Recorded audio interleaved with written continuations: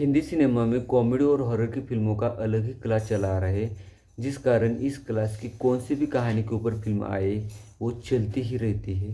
और ये बात मैं नहीं बता रहा, ये बॉक्स ऑफिस के आंकड़े बता रहे हैं। इस क्लास की फिल्मों में डायरेक्टर विक्रम भट्ट की पकड़ बहुत ही ज़्यादा मजबूत है। राज जैसी सुपर हिट हॉरर फिल्म देने के बाद में उन्होंने हॉरर फिल्मों का एक ज़बरदस्त सिलसिला ही चालू कर दिया है।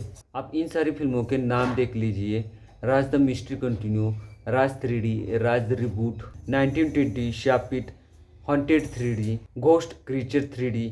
इन जैसी फिल्मों से उन्होंने एक हॉरर फिल्मों का सिलसिला ही चालू कर दिया है। और इसी हॉरर फिल्मों के सिलसिले को आगे बढ़ाते हुए विक्रम भट्ट की बेटी कृष्णा भट्ट इस फिल्म में आ चुके हैं। कृष्णा भट्ट ने हाल ही में रिलीज हो चुकी 1920 हॉरर्स ऑफ द हार्ट इस फिल्म को डायरेक्ट किया है। फिल्म की कहानी की शुरुआत मेघना और अर्जुन के प्रेम प्रसंग से होती है। मेघना का 21वां बर्थडे है और बर्थडे गिफ्ट के तौर पर अपने पिताजी से अपने बॉयफ्रेंड को वो मांगना चाहती है। लेकिन खुशियों भरी उसकी ज़िंदगी तब बदल जाती है जब उसे पता चलता है कि उसके पिताजी ने अब फांसी लगाकर खुदकुशी कर ली है। और तो और इस खराब परिस्थिति में उसकी माँ उसे और उसके पिताजी को छोड़कर भाग गई है। और हैरानी तो तब होती है कि उसकी माँ ही उसके पिताजी के खून के जिम्मेदार होते हैं। बदला कभी भी अच्छी नीयत से नहीं आता है, वो हरदम तबाही लाता है। बदले की आग में जल रही मेघना अपनी माँ को और उसके नई फैमिली के हर एक मेंबर को पूरी तरह से बर्बाद करने का ऐसा जबरदस्त खतरनाक प्लान बनाती है। मेघना के इस खतरनाक षड्यंत्र से उसकी माँ की फैमिली का हर कोई सदस्य अनजान था। वहीं पे उसकी माँ की उसके घर की सच्चाई कुछ और ही अलग ही थी। क्या बदला लेने की इस राह पर मेघना किस हद तक नीचे गिर जाती है? क्या इस दौरान उसे अपनी माँ की सच में असलियत पता चल जाएगी? अगर इन सवालों के जवाब आपको जानने हैं तो ये फिल्म आपको थिएटर में ही जाकर देखनी पड़ेगी।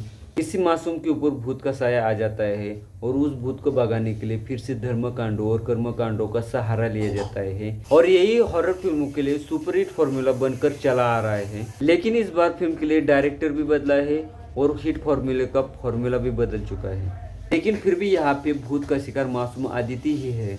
फिल्म के फर्स्ट हाफ में सबकी यही कोशिश रहती है कि फिल्म कहीं से तो वो हॉरर लगे और प्रेक्षक भी उतना मन बनाकर आ जाते हैं कि फिल्म देखते समय कहीं से तो डर महसूस हो। लेकिन इंटरवल के बाद में फिल्म फिर से अपने हॉरर जॉनर पे वापस आ जाती है और तब जाके महसूस होता है कि डर क्या चीज़ है। हालांकि हॉरर पैदा करने वाले कुछ कुछ सीन में तर्काभाव देखने को ही मिलता है। संगीत की बात करें तो विक्रम भट्ट और महेश भट्ट की फिल्मों का संगीत हमेशा ही लाजवाब रहा है। लेकिन यहाँ पे संगीतकार पुनीत दीक्षित फिल्म में कोई भी संगीत का प्रभाव नहीं डाल पाए हैं। लेकिन फिल्म का बैकग्राउंड स्कोर बहुत ही दमदार है।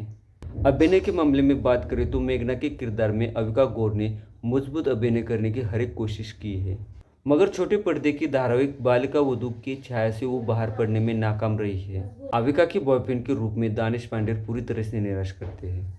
बरका बिष्ट और राहुल देव ने अपनी अपनी भूमिकाओं को पूरी तरह से न्याय देने की कोशिश की है। इन सब मिसमैच के बीच में मेघना की सौतेली बहन आदिति का किरदार करने वाली कीर्ति कुलकर्णी का अभिनय सबसे ज़्यादा ध्यान में रहता है। अगर आप हॉरर फिल्मों के सबसे बड़े शौकीन हैं और बहुत दिनों से आपने कुछ भी और कोई भी फिल्म नहीं देखी है तो इस फिल्म को आप एक बार ज़रूर ट्राई कर सकते हैं। मेरा ये वीडियो अच्छा लगे तो लाइक और मेरे चैनल को सब्सक्राइब ज़रूर कर देना। मिलते हैं अगले वीडियो में और एक नए रिव्यू के साथ में और एक नई फिल्म के साथ में। तब तक के लिए नमस्कार।